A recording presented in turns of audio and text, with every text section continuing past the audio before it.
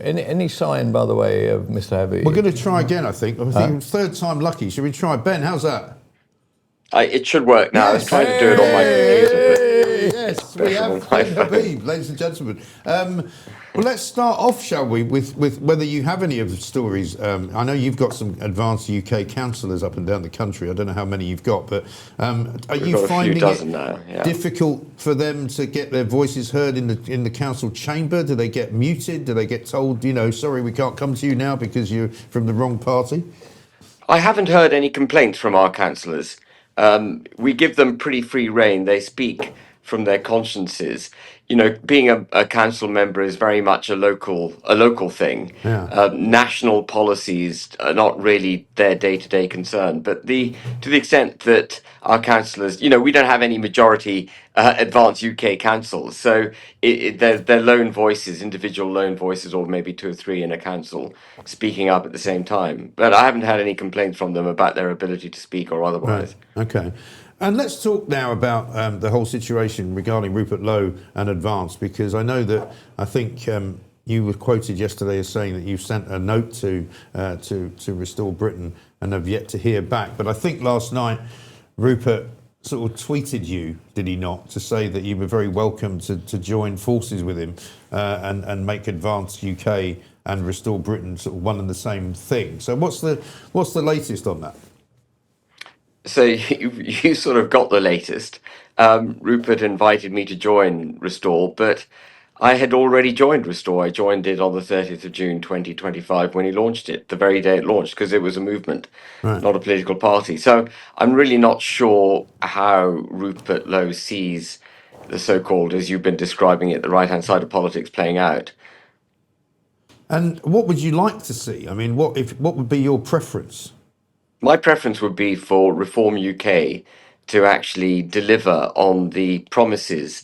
The persona of Nigel Farage needs to deliver the persona of his policies as opposed to the reality that seems to be embedding itself. I don't want to go into a whole Reform UK, sort of analysis, but as you've discussed, Reform UK is becoming Tory 2.0, and I take your point that you need to have capable people running the show, but the people they've taken on, many of them demonstrably incapable, made a complete balls up when they were in government. Some of them were fiddling their tax returns apart from anything else, or not being open about their taxes, and they're not the kind of people you can return to government and then assume the country's going to be saved. The country's in a deeply bad predicament, as I'm sure you will both agree with me on. And recycling the same people who allowed it to get there will not save the country. It does need a 180-degree change of direction. And so I'm afraid in the pursuit of power, if you sacrifice your principles, it's no point having power. But I take your point as well, Mike, that, to die on the hill of principles and then fail to get power, perhaps that's equally bad. But I actually think, for what it's worth, I think the British people want a serious principle party that has a set of policies that demonstrably saves the country and that has people and candidates who are all Samsonite in their own nature and can get into government, if necessary for the first time, but have run organizations and know how to do stuff and deliver on the policies on which they stood. Ben, can I raise one issue that I see in all this, which is that literally there is not the demand. I mean, I admire anybody who does anything in this life, whether it's in politics or in business, or it's even bowling a cricket ball. It's easy to be a critic. It's bloody hard to be a principal. But is there a vacancy for your politics and for Rupert Lowe's? This splintering of the right, I recognise it serves some people, but is it such a small number that it's hardly worth doing or not worth your energy? And even although it's painful to work in a big organisation, somebody with your capability, right, should be able to kind of muzzle yourself in order for the greater good of potentially getting into government and then really putting down your foot on the accelerator. So let me just answer the second point first, if I may. quite prepared to muzzle myself for the greater good, but muzzling myself right now would deliver, I think, into office a complete pointless Reform UK government. Reform UK hasn't delivered even one joined up policy since they got their 5 seats in Parliament. They say one thing one day, they say another thing the next day. I know a lot of your viewers will be tearing their hair out saying Ben Habib's having another go at reform, but that is the reality of it. You know, 1 minute Farage isn't in favour of mass deportations of illegal migrants, the next minute he is. Then he talks about how you can't trust a Tory and he's infecting his party with Tories. He talks about, you know, them having had a Damascene conversion, but you've got Zahawi, who's pro-lockdown, pro-EU, giving a blanket asylum to any illegal migrants who are in the country. They're all at sixes and sevens with themselves. So there's no point muzzling yourself when you know that what would happen if you were to muzzle yourself would be a disaster. But coming to your other point, which I think is a really pertinent point, well, both very pertinent points. Well, thanks very much. But you know, is there room for a party like this? Well, the two-party system, as we all know, is broken. Yeah. It's gone.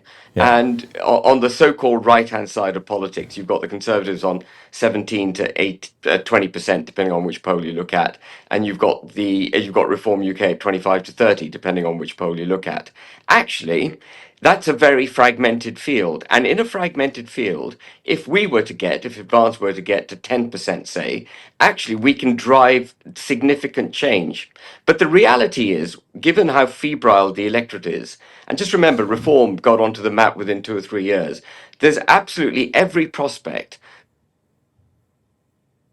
of a serious principled political party taking the majority share, replacing the other parties if necessary. That is not beyond. That is not beyond possible. That is very much possible, particularly in this political environment.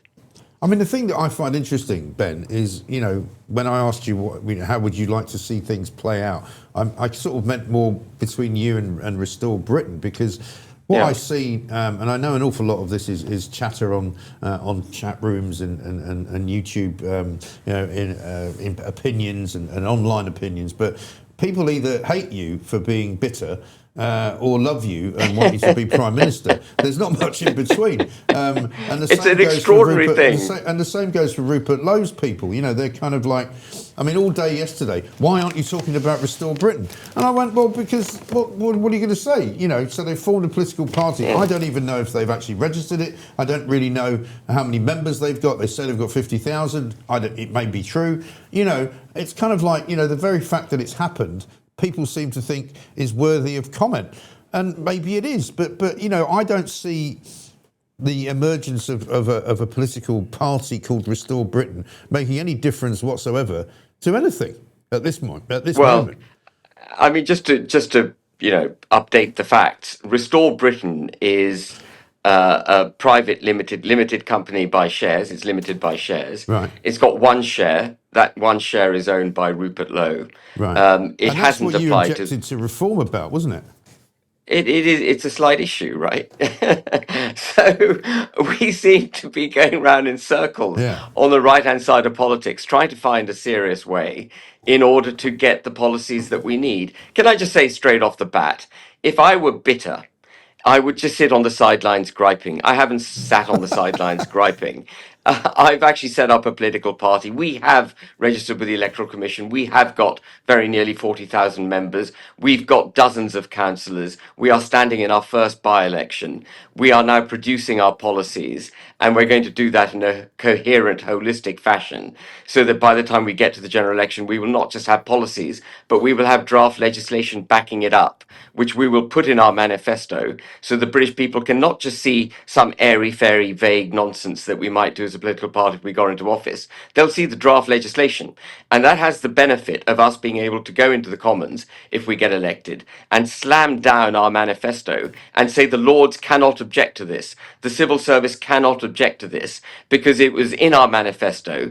It's protected by the Salisbury Convention, and we must pass this draft legislation as it's drafted. So on day one, we can actually give effect to a dramatic change in the way this country is governed. That's the kind of approach that's needed. And I will back any political party. I would be happy to stand aside for any political party that produces a coherent set of policies that will restore our borders, reduce our regulations, reduce our taxes, restore our sovereignty, and make this country prosperous. It's got nothing to do with being bitter or trying to, have a go at Farage or have a go at Reform or make my own party, be the front man. It's got nothing to do with any of that. It's simply to get that end result. Fine.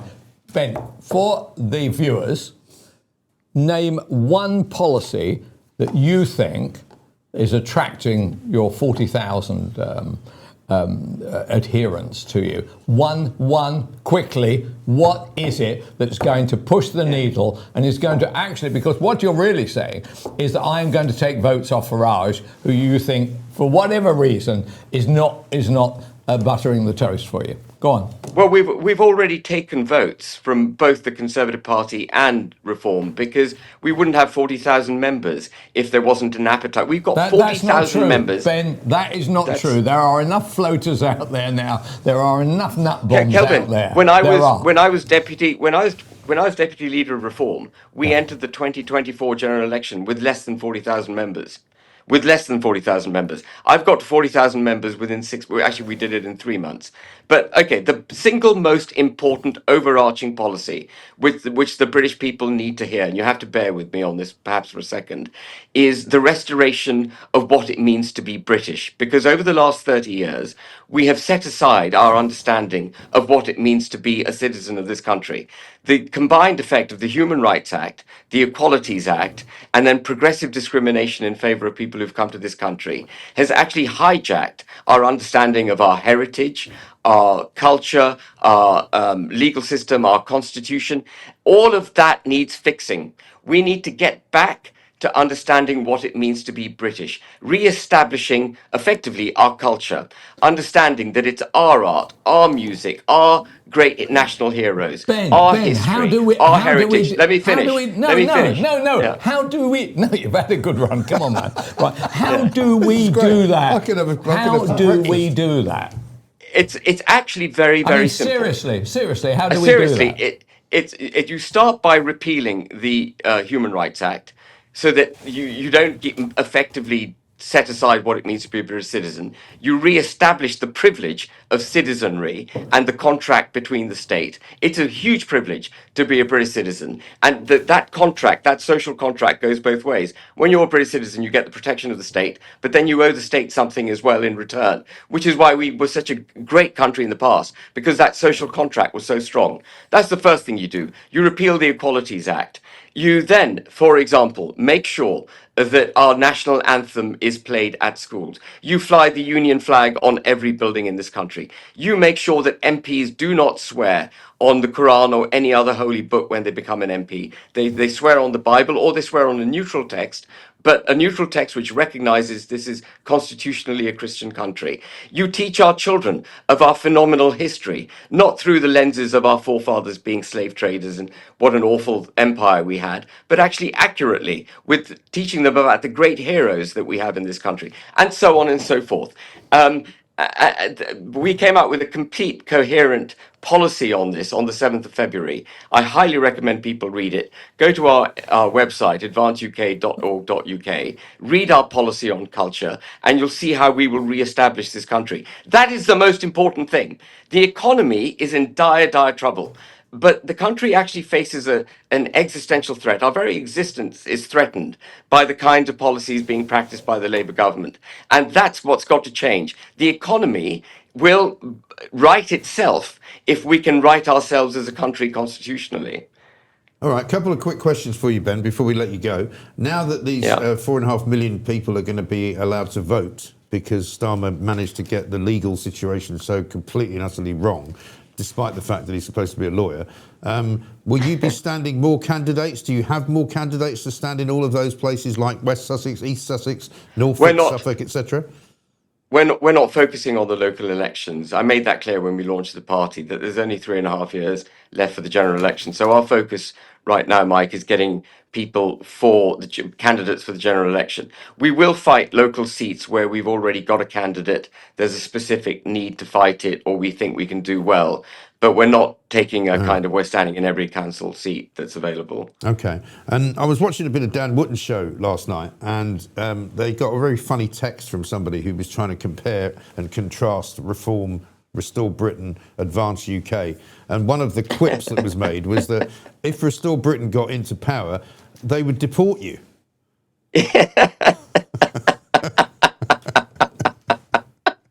Well, if they deport me, well, if they deport me, you know, you don't, you know, you're apparently, you know, they've got a rather bizarre policy, I think, on deporting people who are actually British, who may not be, you know, ethno-nationalist British, if you like.